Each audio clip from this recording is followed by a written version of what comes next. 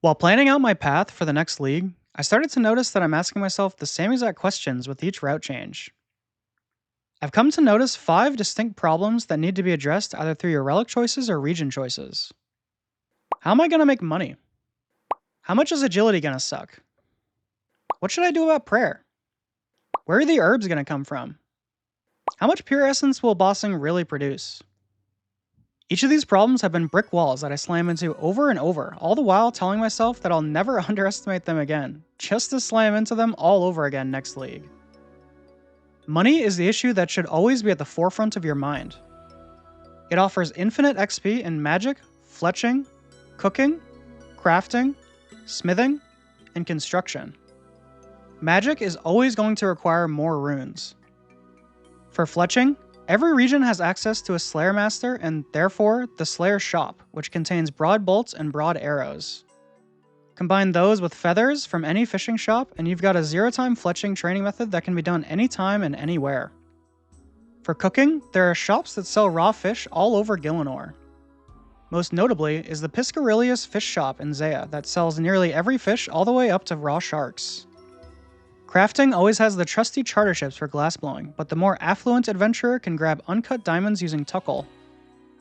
Simply buy Chaos or Death Runes from a rune shop, sell them to the magic shop in Moral Wreck, and use the Tuckle to buy diamonds at the secondary gem shop, which requires a fire cape to gain access. While we're here, this same shop sells every tier of ore even up to rune, making it an infinite source of smithing XP. Last but not least, money is the lifeblood of construction training.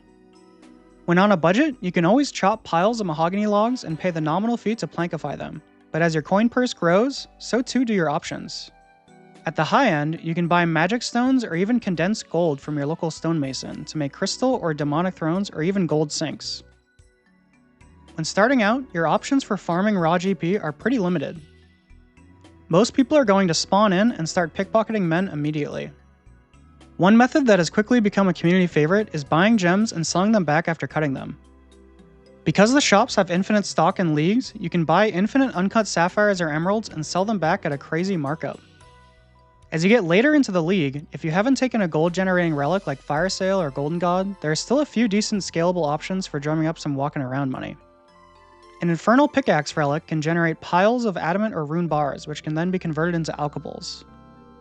Once you have some sort of viable rune crafting relic like Recall or Banker's Note, you can produce copious piles of runes that fetch a high price at your local magic shop.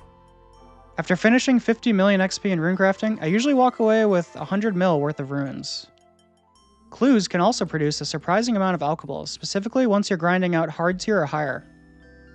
Once you've reached late game PVM, raid purples actually alk for a staggering premium. The one exception to that would be Cox. The alk prices on most Cox purples are criminally low. Agility is just one of those skills that no matter what you do, you end up regretting it. The only real way to solve it is through relics like Trickster and Trailblazer Reloaded, which gave you the Sage's Greaves to train the skill passively, or Dodgy Deals and Raging Echoes, which turned underwater thieving into an agility-traving gold mine. This time around, we won't have access to Fossil Island, so your only real options are Relic or Lamp. The only plus side in Agility's favor is the recent rework on the Brimhaven Agility Arena.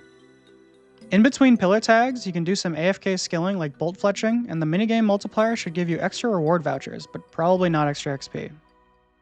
Prayer is another skill that seems to always just have very limited answers in leagues. Raging Echoes gave us Golden God's money sacrifice training method, so it's safe to assume we'll likely get another relic solve option this time around. Since we're starting in Varlamore, everyone will have access to the Bone Blessing Altar.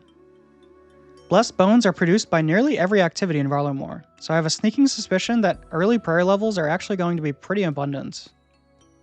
Late game prayer, however, seems to have only one viable non-relic option: Pest Control in Asgarnia. When you stack the XP multiplier with the minigame multiplier and even combat achievement point buffs, you get a ridiculously broken combat training method. Let's talk about herbs. Every league, I've convinced myself that I don't need a farming relic. I'll do so much PVM like raids or minigames and skilling like herbivore that herbs and herb seeds are going to be abundant beyond my imagination. Every single league, I am dead wrong. I cannot tell you how many times I've struggled to keep my prayer potion stack afloat for just one more raid. Needless to say, I've learned the hard way that you should always pick the farming relic, no matter what you're sacrificing to get it. I will point out, however, that if you're of the more casual persuasion, the boosted minigame points at Tithe Farm, Pest Control, and Brimhaven Agility Arena can actually produce a somewhat meaningful stack of herbs. Pair that with all of your diary lamps, and that could be a viable answer even to 99 for Dragon Tier. Rune crafting for the last 2 leagues has been blessed by our savior Soul Wars. This league, however, Jagex has stated that we won't have access to Soul Wars with no Misthalin. I think the community as a collective is really underestimating how much of a problem this is. Pure Essence is actually very, very difficult to accumulate. Getting to 99 in leagues generally requires around 70,000 Pure Essence. If you're going for 50 mil, that number looks more like 300,000.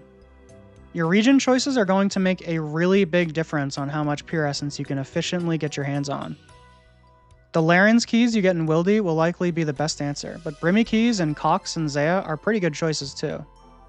I will say that for Cox, since most of your chests end up being purples, you would likely have to specifically run normals if you were hoping to get a substantial sum of supplies out of it. Overall, I'd say Zaya and Asgarnia are looking like really strong regions this league for the casual and the point capper alike, but we'll just have to wait and see what further bombshells Jagex has in store for us.